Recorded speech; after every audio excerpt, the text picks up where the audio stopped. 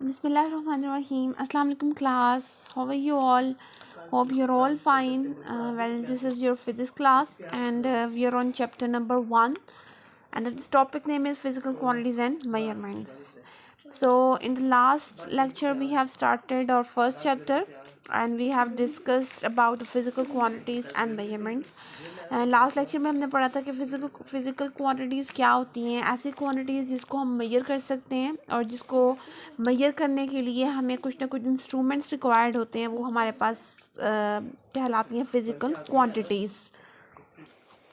Then हमने study किया था introduction to physics in detail, जिसमें हमने पढ़ा था कि फ़िज़िक्स जो है वो बेसिकली है क्या और इसको जो है वो हम क्यों पढ़ना ज़रूरी है, क्योंकि अगर हम नेचर को स्टडी करना चाहते हैं इसको ये ज़रूरी है कि हम फिज़िक्स को स्टडी करें. तो हमने कुछ एग्जांपल्स डिस्कस की थी एंड हमने पढ़ा था कि 18th सेंचुरी तक जो हम साइंस क्या होती है, ऑब्जर्वेशन एंड एक्सपेरिमेंट्स को मिला के जो हमारे पास नॉलेज आता है उसको हम कहते हैं साइंस. सो साइंस जो था एक बहुत वास्ट सब्जेक्ट था जिसको हम अंटिल 18th सेंचुरी तक तो हम इसको नेचुरल फ़िलासफ़ी के अंदर ही स्टडी करते थे कि नेचुरल क्या आता है कि मतलब नेचर, यानी कि नेचर को हमने स्टडी करना है तो हमने नेचुरल फ़िलासफ़ी जो है उसको पढ़ना पड़ेगा. देन ये था कि लोगों ने जैसे जैसे ऑब्जर्वेशंस की, एनालाइज़ की, चीज़ों को ऑब्ज़र्व करना स्टार्ट किया, इस तरह से एक्सपेरिमेंट्स किए, तो इस तरह से क्या था, नॉलेज जो था वो इंक्रीज़ होता गया, फर्दर जो था वो बहुत ज़्यादा इन्हांस होता गया. तो फिर लोगों को पता चला कि अगर हमने एक ब्रांच को स्टडी करना है, अगर इस एस्पेक्ट से स्टडी करनी है, लाइक अगर हमने लिविंग थिंग्स को स्टडी करना है तो हमने कौन सी ब्रांच लेनी है, और अगर हमने नॉन लिविंग थिंग को स्टडी करना है तो हमने कौन सी ब्रांच लेनी है. देन फिर नेचुरल फिलोसफी को जो है वो डिवाइड किया गया बायोलॉजिकल एंड फिज़िकल साइंस में. देन फिज़िकल साइंस में जो अगर नॉन लिविंग थिंग्स आ रही थी तो फिज़िकल साइंस में और नॉन लिविंग थिंग्स आ रही थी तो फिज़िकल साइंस में और भी जो था वो बहुत कुछ आ रहा था, इसलिए फिज़िकल साइंस को फर्दर डिवाइड किया गया था 5 ब्रांचेस में. क्लियर. सो इसी तरह से फिज़िकल साइंस में जो हमने 5 ब्रांचेस में डिवाइड किया था उसमें से एक ब्रांच थी फ़िज़िक्स.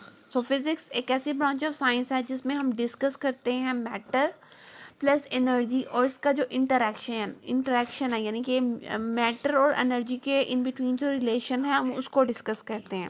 देन हमने डिस्कस किया था कि मैटर जो होता है वो क्या होता है, कोई भी चीज़, एनीथिंग दैट ऑक्यूपाई स्पेस, कोई भी चीज़ जो है जो ऑक्यूपाई करती है स्पेस और जो जगह घेरती है और जिसका अपना ख़ास वज़न होता है, ख़ास अपना वेट होता है, उसको हम मैटर कहते हैं. ठीक है.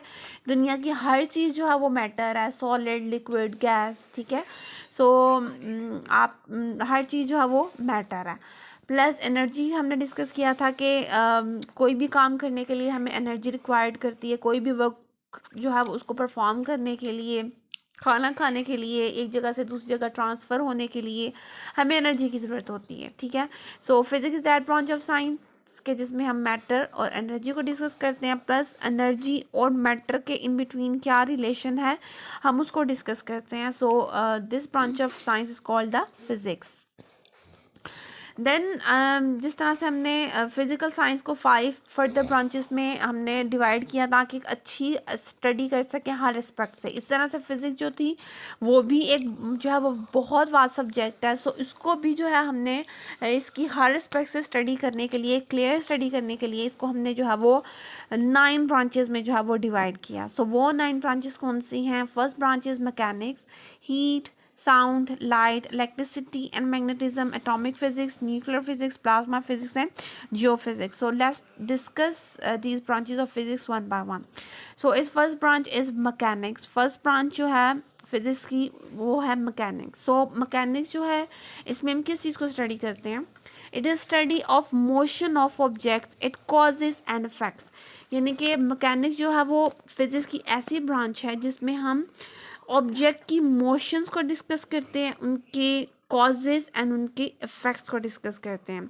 So first of all motion क्या है? ठीक है. कोई भी ऑब्जेक्ट है, लेट्स सपोज हमारे पास एक कार है, मैकेनिक जो रिलेट करती है मोशन ऑफ ऑब्जेक्ट से, यानी कि अगर हमने ऑब्जेक्ट्स की मोशन को स्टडी करना है, सो मोशन ऑफ ऑब्जेक्ट्स, सो हमने क्या करना है, हमने उसको मैकेनिक्स की ब्रांच में स्टडी करेंगे. फॉर एग्जांपल हमारे पास एक कार है. ठीक है. अब एक कार जो है ये मूव कर रही है. ठीक है. तो ये हमारे पास एक कार है और ये कार जो है वो मूव कर रही है। सो इसकी मोशन क्या है, ठीक है। मोशन क्या है, मोशन को डिस्कस कर लेते हैं कि मोशन आइदर के इसकी मोशन लीनियर है, ठीक है। लीनियर क्या होता है, स्ट्रेट लाइन में मोशन होना, कि कार जो है वो स्ट्रेट लाइन में, स्ट्रेट पाथ में मूव कर रही है, स्ट्रेट लाइन में मूव कर रही है। देन आइदर के जो है ये सर्क्यूलर पाथ में मूव कर रही है, इसकी मोशन जो है वो सर्क्यूलर है। सर्क्यूलर क्या है कि एक राउंड सेक में सर्कुलर जो है वो दायरे में मूव करना किसी चीज़ का, वो सर्कुलर मोशन कहलाता है। नेक्स्ट हमारे पास है कर्ड। कर्ड मतलब थोड़ा सा तिरछा, थोड़ा सा कर्व पाथ, इस तरह से अगर मूव कर रही है, कर्व पाथ में मूव कर रही है, ठीक है। सो मोशन को डिस्कस करना कि अगर एक कार मूव कर रही है, कोई भी ऑब्जेक्ट है अगर वो मूव कर रहा है, कोई भी बॉडी मूव कर रही है, सो उसकी मोशन क्या है, लीनियर है, स्ट्रेट लाइन में मूव कर रही है, सर्कुलर के आइदर के वो कर्व पाथ में मूव कर रही है, ठीक है। ये सारी मोशन को हम अपने चैप्टर नंबर 2 जो है डायनामिक्स में जो है उसमें हम इसको डिस्कस करेंगे, ठीक है। सो मोशन जो है वो क्या है उसको डिस्कस करते हैं मैकेनिक्स के ब्रांच में, प्लस इसके कॉजेज़ को, ठीक है।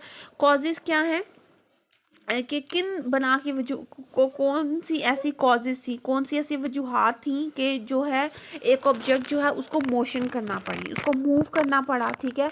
उसको मूव जो है वो हम डिस्कस करेंगे। और कॉजेज़ में हमारे पास क्या आता है, कॉज कोई भी जो है वो ऑब्जेक्ट है, कोई भी जो वो चीज़ है, कोई भी बॉडी है, वो तभी मूव करती है जब उस पर कोई ना कोई फोर्स को अप्लाई किया जाता है। तो कॉजेज़ में हम डिस्कस करेंगे फोर्स को, क्लियर। नेक्स्ट हमारे पास आ जाते हैं इनके अफेक्ट्स, यानी कि it is the study of motion of objects, it causes and it's affects. Show cause हमारे पास आ गई फोर्स। नेक्स्ट हमारे पास है अफेक्ट्स, कि अगर हमने उस बॉडी पे फोर्स को अप्लाई किया और उसको मूव करना पड़ा है, तो बाद में उसके अफेक्ट्स क्या हैं, ठीक है। जिस तरह से कोई भी बॉडी है, जब हम उस पर फोर्स को अप्लाई करेंगे या किसी भी ऑब्जेक्ट को हम फोर्सफुली आगे पुश करेंगे, किसी चीज़ को अगर हम धक्का देते हैं या किसी भी इंसान को धक्का देते हैं, तो वो मोशन मतलब आगे फॉरवर्ड की तरफ उसकी मोशन होती है, आगे वो मूव करता है। देन मूव करके क्या हो जाता है, वो स्टॉप कर जाता है, यानी कि फोर्स हमने लगाई, फोर्स करने के बाद बॉडी जो है वो मोशन में आई, और मोशन के बाद उसका इफेक्ट क्या हो गया कि वो स्टॉप करके, क्लियर। सो मैकेनिक्स जो है वो ऐसी ब्रांच ऑफ फिजिक्स है जिसमें हम मोशन ऑफ ऑब्जेक्ट यानी कि ऑब्जेक्ट्स की मोशन को डिस्कस करते हैं। अगर मोशन है तो मोशन उसकी कौन सी है, लीनियर, सर्कुलर या कर्व्ड। देन कॉजेस के हमने उस पर फोर्स को अप्लाई किया, देन फोर्स को अप्लाई करने के बाद जब बॉडी मोशन में आई तो उसके अफेक्ट्स क्या थे। इन सब चीज़ों को जो है वो हम डिस्कस करते हैं अपनी फर्स्ट ब्रांच ऑफ फिजिक्स में, and first branch is called the mechanics. Next हमारे पास इसकी सेकेंड ब्रांच है हीट, ठीक है। तो हीट की डेफिनेशन देख लेते हैं कि हीट की डेफिनेशन हमारे पास क्या है। Heat, it deals with the nature of heat, modes of transfer and effects of heat. Heat जो है वो आप अपनी जो छोटी क्लासेस में भी पढ़ते हैं कि हीट क्या है। Heat is a form of energy जो एक जो है वो बॉडी से दूसरी बॉडी में ट्रांसफ़र होती है, ठीक है। So it deals with the nature of heat. Heat ऐसी ब्रांच ऑफ फिजिक्स है जिसमें हम हीट की नेचर को डिस्कस करते हैं। मोड्स ऑफ ट्रांसफ़र के, मोड्स ऑफ ट्रांसफ़र क्या है कि हीट एक जगह से दूसरी जो है वो बॉडी में किस तरह से ट्रांसफ़र होती है, एक बॉडी से दूसरी बॉडी में। एंड इफेक्ट्स ऑफ हीट, और हीट के इफेक्ट्स क्या आते हैं हमारे पास, ठीक है। सो फर्स्ट हमारे पास हीट की डेफिनेशन में हमने पढ़ा है कि हीट एक ऐसी ब्रांच ऑफ फिजिक्स है जिसमें हम नेचर पढ़ते हैं हीट की, नेचर ऑफ हीट। सो आपने हमेशा याद रखना है कि हीट की नेचर क्या है कि जब भी वो एक बॉडी से दूसरी बॉडी में ट्रांसफर, फॉर एग्जांपल हमारे पास एक हॉटर बॉडी है, और एक जो है वो हमारे पास कोल्ड बॉडी है, तो आपने याद रखना है कि हीट की नेचर है कि हीट हमेशा ट्रांसफ़र करती है हॉट बॉडी से कोल्ड बॉडी की तरफ ट्रांसफ़र करती है, ठीक है। हमेशा हाई टेम्परेचर से लो टेम्परेचर की तरफ जाती है, वाटर बॉडी से कोल्ड बॉडी की तरफ ट्रांसफ़र करती है, ये इसकी नेचर है। और इस नेचर ऑफ हीट को हम डिस्कस कर देंगे कौन सी ब्रांच ऑफ फिज़िक्स में, हीट में हम डिस्कस करते हैं। नेक्स्ट हमारे पास जो है हम क्या पढ़ते हैं, इसके modes of transfer. So modes of transfer में हमारे पास आता है कि हीट एक बॉडी से दूसरी बॉडी में किस तरह से जो है वो ट्रांसफ़र होती है। बेसिकली इसके जो है वो 3 वे से ट्रांसफ़र होती है। एक इसका आता है कन्वेक्शन यानी कि इसके मोड्स ऑफ ट्रांसफ़र में इसके थ्री वे से ट्रांसफ़र होती है, three modes of transferring heat है। Convection, second is conduction,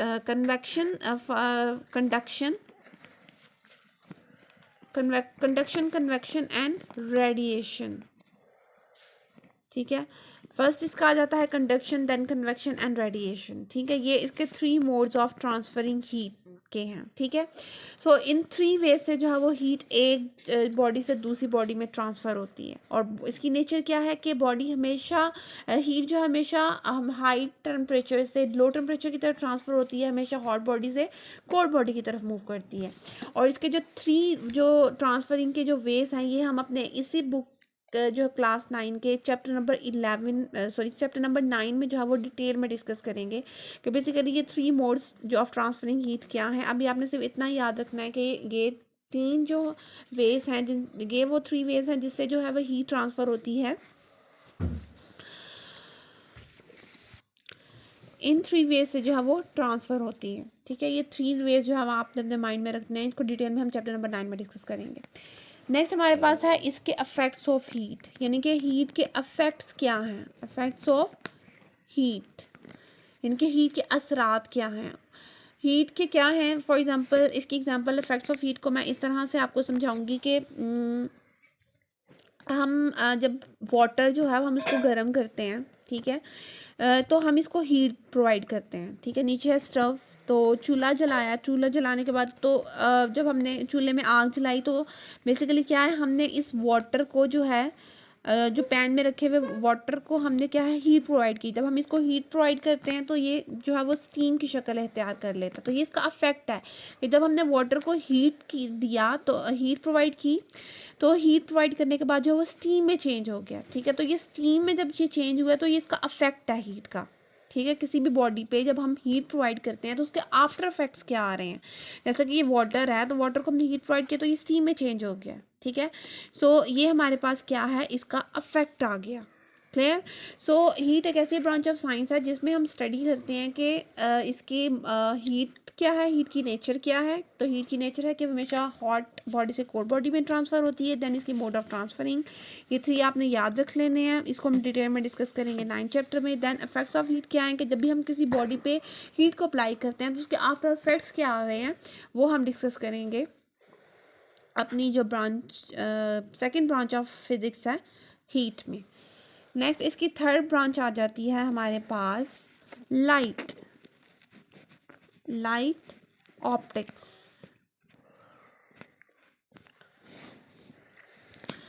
so light जो है इसकी पहले डेफिनेशन को हम लोग देख लेते हैं। Light, it is a study of physical aspects of light, it properties, working and use of optical instruments. अब लाइट जो है, लाइट भी जो है ये ब्रांच ऑफ फिज़िक्स है जिसमें हम लाइट को डिटेल में स्टडी करते हैं। ठीक है, कि लाइट बेसिकली है क्या, इस उसके बाद जो है इसकी प्रॉपर्टीज़ क्या हैं।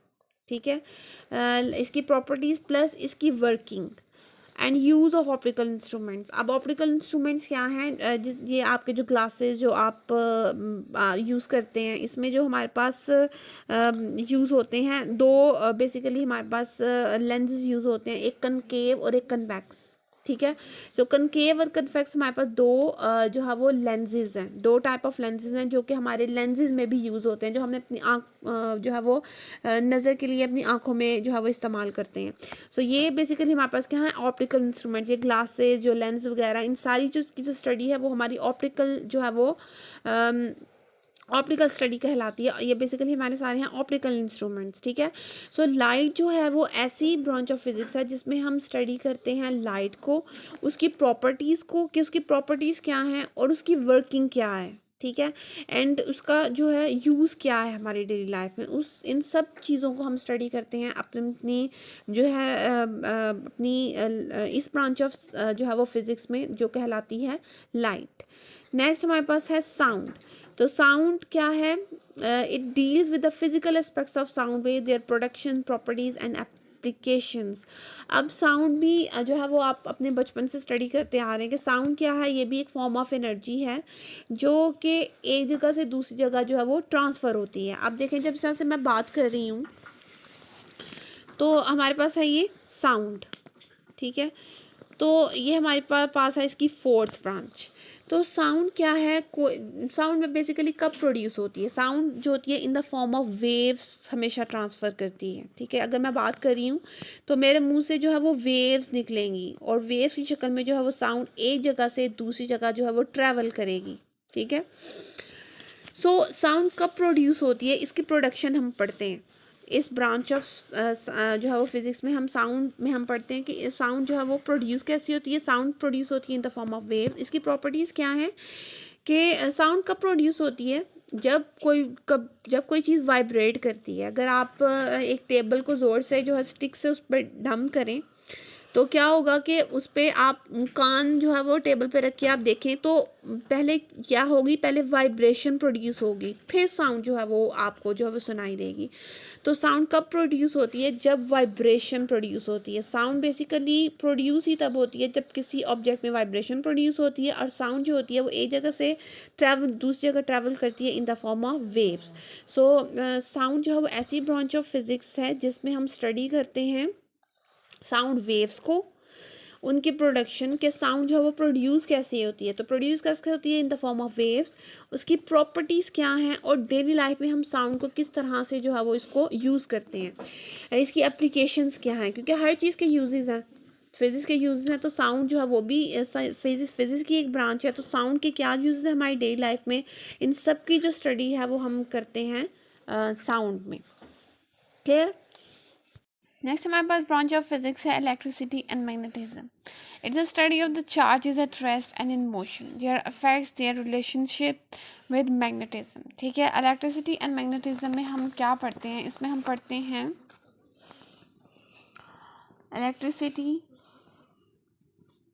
And magnetism.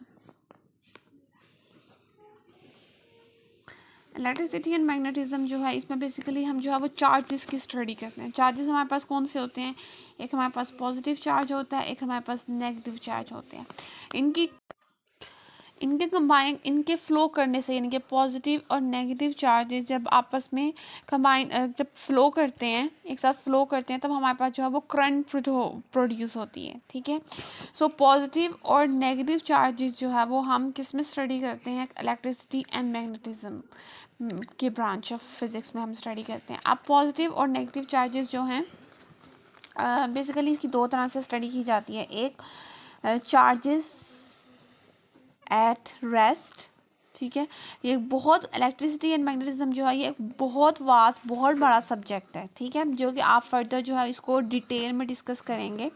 So charges at rest में हम चार्जेस को हम डिस्कस करते हैं एट रेस्ट, और जब चार्जेस को हम रेस्ट पे स्टडी किया जाता है तो ये इसकी ब्रांच आ जाती है इलेक्ट्रोस्टैटिक्स में, यानी कि इलेक्ट्रोस्टैटिक्स जो है ये फर्दर आगे एक ब्रांच है जिसमें हम चार्जेस को स्टडी करते हैं एट रेस्ट।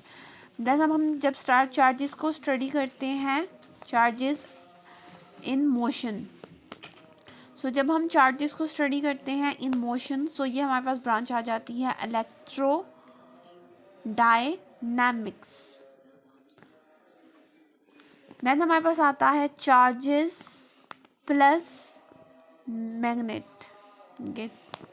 चार्जेस और जब प्लस मैग्नेट को जब हम इकट्ठा करके स्टडी करते हैं तो वो हमारे पास आ जाता है इलेक्ट्रोमैग्नेटिज्म। क्लियर। सो आपने याद रखनी है कि फ्लो ऑफ चार्जेस, यानी कि पॉजिटिव और नेगेटिव चार्जेस के फ्लो करने से हमारे पास जो है वो करंट प्रोड्यूस होती है। सो चार्जेस को हम जो है वो दो तरीके से स्टडी करते हैं। चार्जेस एट रेस्ट, जब हम चार्जेस को रेस्ट पे स्टडी करते हैं तो वो हम स्टडी करेंगे इलेक्ट्रोस्टैटिक्स में। चार्जेस इन मोशन तो वो हमारे पास इलेक्ट्रोडायनामिक्स आ जाता है। एंड चार्जेस प्लस मैग्नेट तो इलेक्ट्रोमैग्नेटिज्म। सो इस ब्रांच की जो डिटेल जो स्टडी जो है वो आप अपनी नेक्स्ट जो क्लास 10 है उसमें आप अपनी फिज़िक्स में बुक में जो है वो इसको डिटेल में जो है उसको स्टडी करेंगे, ठीक है। और इस जो इलेक्ट्रिसिटी एंड मैग्नेटिज्म जो है ये एक ब्रांच ऑफ फिज़िक्स है जिसमें एक हमारे पास पूरी जो है एक बुक जो है वो अवेलेबल है। उसमें हम जो है इसकी जो है वो ब्रीफली जो है वो हम इसकी जो वेरिफिकेशन और जो है वो इसकी डिस्क्रिप्शन जो है वो पढ़ते हैं, ठीक है। सो इसको जो है आप नेक्स्ट फर्दर स्टडी करेंगे। नेक्स्ट इसकी ब्रांच आ जाती है हमारे पास atomic physics.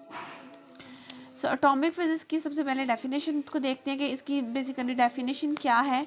So atomic physics है हमारे पास, it is a study of structure and properties of atoms. Atom जो है वो हमें पता है कि न्यूट्रल पार्टिकल है, सिंपलेस्ट पार्टिकल है, यानी कि दुनिया का जो सबसे जो छोटा जो है वो छोटा जो है वो पार्टिकल जो है वो हमारे पास जो है वो एटम कहलाता है। ठीक है, अब मॉलिक्यूल जो है वो मॉलिक्यूल्स को भी आपने स्टडी किया हुआ है अपनी साइंस में। सो मॉलिक्यूल जो है वो सबसे छोटा जो है वो पार्टिकल है। सो मॉलिक्यूल से भी छोटा जो है वो एटम है। क्लियर। सो एटम जो है वो एटॉमिक फिजिक्स में जो हम स्ट्रक्चर ऑफ एटम को डिस्कस करते हैं। सो एटम का स्ट्रक्चर यहाँ पे हम थोड़ा सा मैं आपको बता देती हूँ, स्ट्रक्चर ऑफ एटम को डिस्कस करते हैं। तो एटम का स्ट्रक्चर क्या है, ये हमारे पास एटम है। ठीक है, एटम के अंदर हमारे पास होता है न्यूक्लियस होता है, और न्यूक्लियस के ऊपर होता है पॉजिटिव चार्ज, क्योंकि न्यूक्लियस के अंदर हमारे पास प्रोटॉन्स और न्यूट्रॉन्स होते हैं। न्यूट्रॉन के ऊपर जो है वो कोई चार्ज नहीं होता, और प्रोटॉन जो है वो पॉजिटिवली चार्ज होते हैं। अब एटम के अराउंड जो होते हैं हमारे पास शेल्स होते हैं, डिफरेंट जो होते हैं हमारे पास जो होते हैं ये शेल्स होते हैं। इन शेल्स में जो एटम के अराउंड जो होता है वो इलेक्ट्रॉन रिवॉल्व करते हैं, और इलेक्ट्रॉन जो होते हैं वो नेगेटिवली चार्ज पार्टिकल्स कहलाते हैं।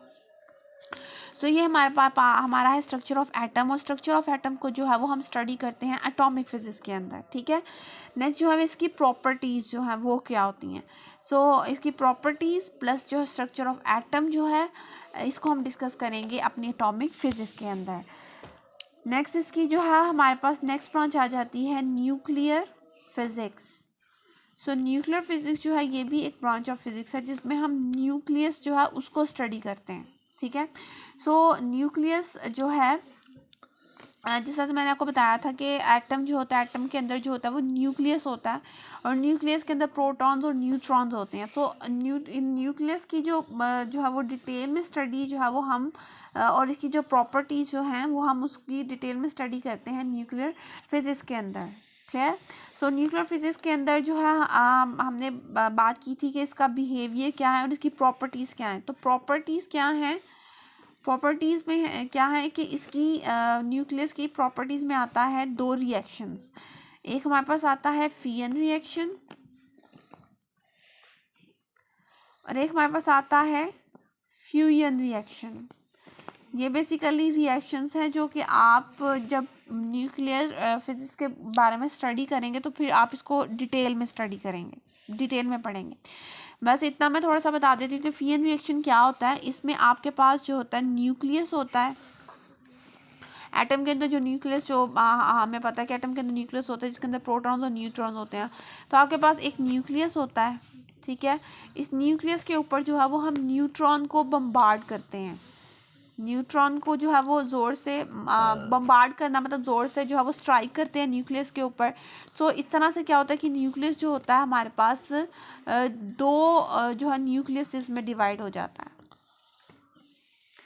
दो न्यूक्लियस में डिवाइड हो जाता है। ठीक है, और फ्यूजन रिएक्शन में क्या होता है, इसमें हमारे पास जो होता है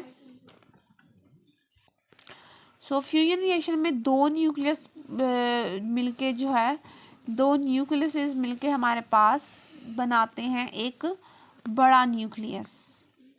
ठीक है, ये हमारे पास फियन और फ्यूजन जो है ये दो रिएक्शन है हमारे पास।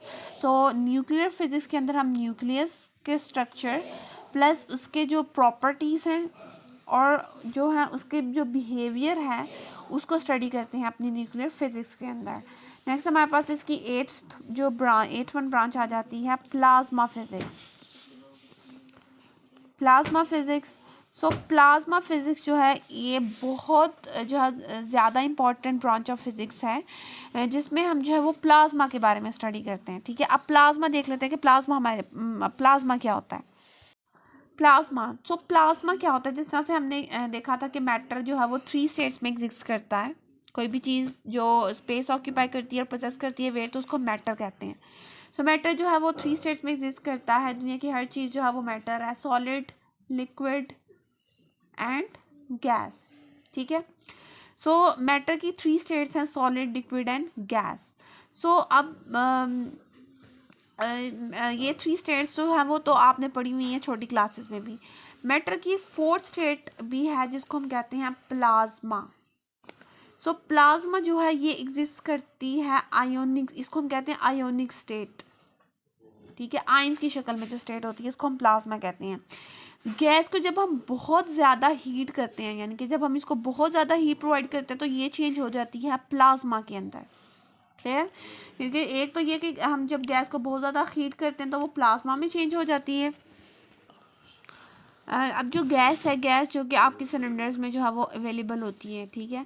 अब गैस जो है जब हम इसको बहुत ज़्यादा हीट प्रोवाइड करते हैं तो ये प्लाज्मा में चेंज हो जाती है। किस तरह से चेंज होती है कि जब हम हीट प्रोवाइड करते हैं तो जो इलेक्ट्रॉन जो एटम होता है, तो एटम में से जो है वो इलेक्ट्रॉन जो होते हैं वो निकल जाते हैं, ठीक है। इलेक्ट्रॉन जब एटम में से निकल जाते हैं तो वो बन जाते हैं हमारे पास पॉजिटिव आयन बन जाता है, ठीक है। एटम जब हम गैस को हीट करते हैं बहुत ज़्यादा तो वो एटम, सो जो वहाँ पे जो एटम होते हैं, एटम में से जो है वो इलेक्ट्रॉन जो है वो लूज़ कर जाते हैं, सो वो बन जाता है पॉजिटिव आयन बन जाता है हमारे पास। सो प्लाज्मा जो है ये बहुत ज़्यादा इंपॉर्टेंट स्टेट है हमारे पास फिज़िक्स की, क्योंकि इसमें से जिस तरह से गैस है तो गैस में से तो इलेक्ट्रिसिटी पास नहीं होती, बट प्लाज्मा से जो है वो इलेक्ट्रिसिटी पास हो जाती है। सो प्लाज्मा फिजिक्स एक जो है वो फोर्थ ब्रांच ऑफ, आप कहते हैं फोर्थ स्टेट ऑफ मैटर है, और it's an important branch of physics जिसमें हम स्टडी करते हैं प्लाज्मा को, उसकी प्रॉपर्टीज़ को स्टडी करते हैं, और बेसिकली ये हमारे पास फोर्थ स्टेट ऑफ मैटर है। क्लियर? नेक्स्ट हमारे पास इसकी लास्ट वन ब्रांच है जियोफिजिक्स। सो जियोफिजिक्स क्या है? It is the study of the internal structure of the earth, यानी कि अर्थ की जितनी भी स्टडी है इंटरनली वो हमारे पास कहलाती है जियोफिजिक्स। सो ये जस्ट जो था ये एक इंट्रोडक्शन था ब्रांचेज ऑफ फिजिक्स का, जिसको जो है ये आपने सारी ब्रांचेज जो है इसकी डेफिनेशन यहाँ पे जो है वो लिखी हुई हैं, इनको आपने लर्न करना है। ये इम्पोर्टेंट जो है वो क्वेश्चन है और फर्स्ट चैप्टर का, और इसका क्वेश्चन आएगा डिस्क्राइब